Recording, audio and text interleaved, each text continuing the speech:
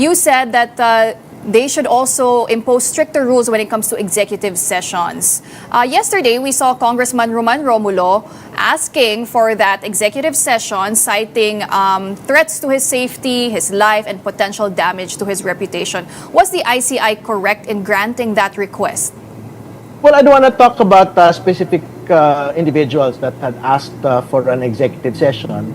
But I think as a general principle, executive sessions, for example, in Congress or in the Senate are basically just limited to testimony relating to national security questions and to state secrets. No?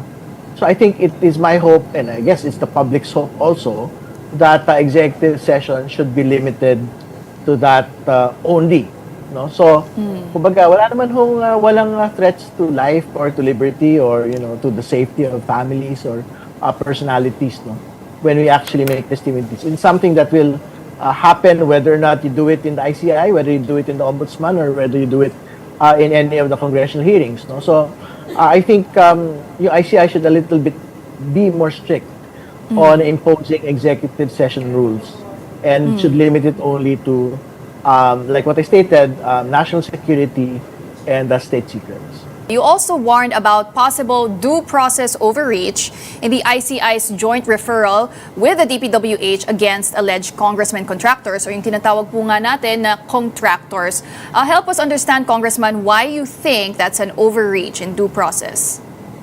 Well, ang totoo, in any deliberative body, like the House Infrastructure Committee, the Senate Blue Ribbon Committee, I think it's a bit difficult to make referrals or make recommendations without actually speaking to particular personalities that are involved. No? So, we would not do it in the House. No? Kaya, it's a bit of a concern that you had like alleged congressmen contractors that had been referred by the ICI itself together with the DPWH without actually them being interviewed by the ICI. No? I think former Senator Bong Revilla had also complained about this fact as well, that a referral was made without him being interviewed by the ICI. I don't have a debate that the DPWH could make a direct referral to the Ombudsman without actually talking to any of them, but I think a distinction needs to be made with deliberative bodies like the ICI. Kasi syempre, supposedly, it's a fact-finding body, so if it's a fact-finding body, dapat lahat po ng panig ay nakakausap po natin.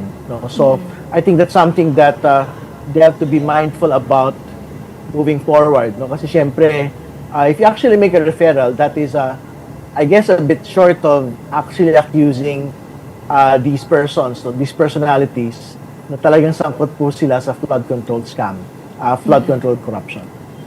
But Kong Terry, one might also ask, why is it still important for them to face the ICI if there's already evidence pointing to their alleged involvement at harapin na lang nila ito sa proper venue, which in this case could be the Ombudsman?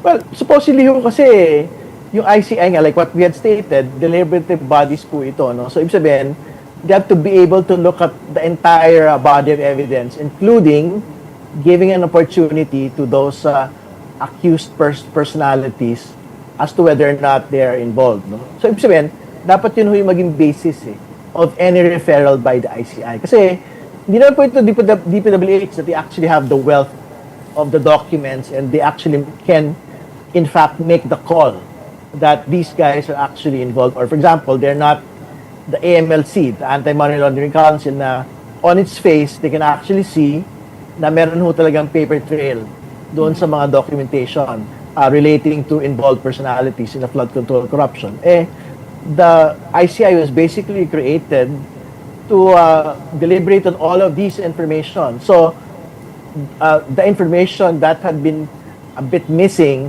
would be information coming from the accused personalities. No? So, kumbaga, magkakaiba ho yung mga roles at papel. Ito po mga opisina po na ito. And supposedly, yung ICI, talagang lahat ng panig, basically, it should have been akin to a congressional proceeding like in the House or in the Senate. Na, hindi, pagka napangalanan ka, punta ka dito, magpaliwanag ka.